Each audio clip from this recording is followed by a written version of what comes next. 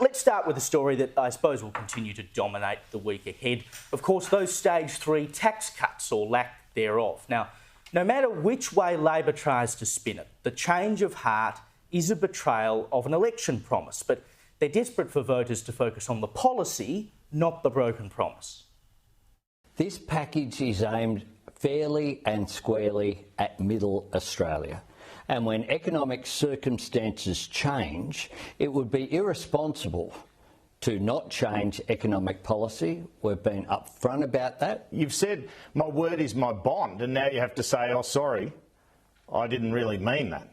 This is about putting people before politics, and we've made the right decision for the right reasons. The other day, the Deputy Liberal leader Susan Ley was emphatic that they would roll back any of Labor's changes, but today Ley was much more tempered in her response. We've got to go through the fine print on this, Andrew, because you can't trust anything this government says. But have they got you if you don't pass on the $16? Or is it not to? We will look at whatever comes in front of us. Paul, I think this ultimately comes down to the politics of whether or not they can sell to what Labor would call the average voter, that the $804 or whatever they're going to get is worth the broken promise. Does the broken promise actually hurt the government in any way? With the million people who were expecting more money, it's going to be more potent. That's important because this government doesn't have the same first-term backbench that Tony Abbott had or that John Howard had. They both had 90-plus seats in the parliament, which meant the inevitable gravitational change that happens between election 1, when you get the job, and the correction at 2.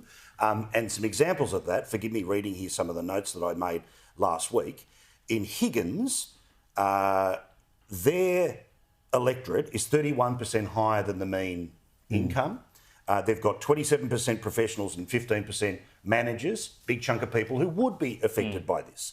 In Bennelong, they're 17% higher. They've got 38% professionals, 15% managers. In Reid, it's 19% above the median income at 34 and 36% of professionals and managers. And in Tangi in Western Australia, it's 31% professionals, 13% managers. So the reality is that the 4D chess of politics here is that the best case scenario Labor would be looking at here is to say, OK, if this is the issue that's going to break us up with people, where's it going to break us up? On the backbench, there are 4 MPs that would say, well, I'm kind of going to fall into this territory, right? So the assumption is that there might be something somewhere else that they pick up.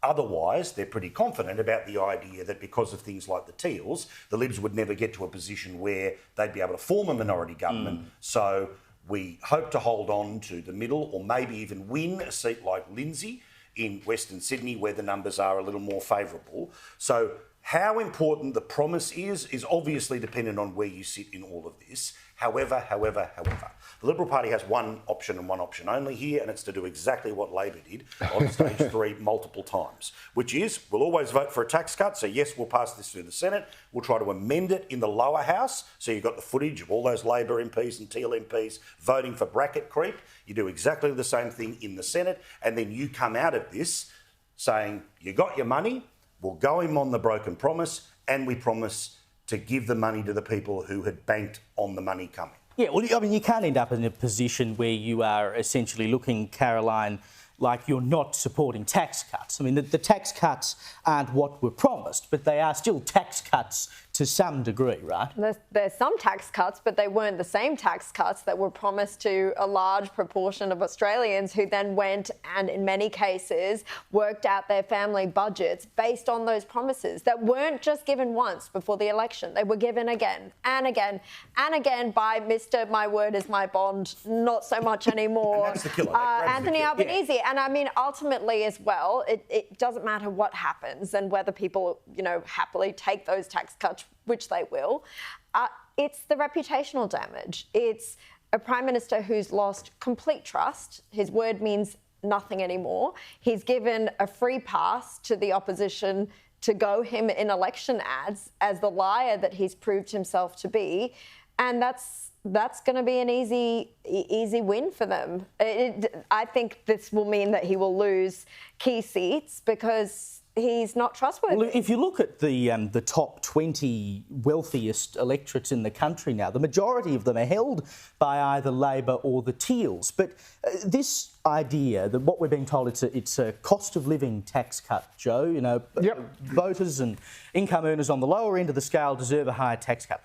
This tax cut does not come until July 2025. There's no immediate relief for anyone in this, right? How can you actually sell this as about the cost of living? Correct. I think this is, well, it should be coming. I thought of it coming in July 1 this year, which will be able to address the cost of living, and that is very important for Labor because it can't say, trust me, we'll give you different tax cuts instead. This has to be tax cuts in people's pockets. So it's in people's pockets July 1 this year, and that is going to be the difference between spectacular failure and pulling a rabbit out of a hat come the election at the end of this year or probably early next year.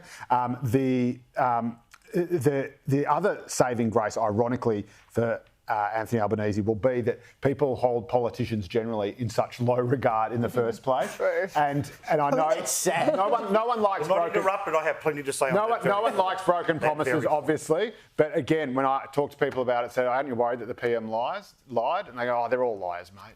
You know, so all people trust from politicians is what they've got in their hot little hand. They will have something in their hot little hand before the next election, so they won't have to take anyone's word for it. So the lack of my word is my bond isn't a big problem. And again, the Libs will go to town attacking him and attacking him for being dishonest, but when push comes to shove, they'll say, right, well, you're backing it in, aren't you? Or are you saying that you're actually going to reach in and take away that money that people are already getting and giving it to someone on an income of 200 grand a year? So that is so it's ugly and it's brutal, but that is the position, the sort of knock-down, drag-out position that Labor has set itself up for. And I've got to say, I would rather they had not done this, but having done it, it looks like a pretty good election-winning fight. But why not, Evelyn? Given that they've got a large surplus sitting there, mind you, thanks to resources, which the government doesn't want to talk so much about. They've got a large surplus there. Why could they not have just delivered the stage 3 tax cuts in full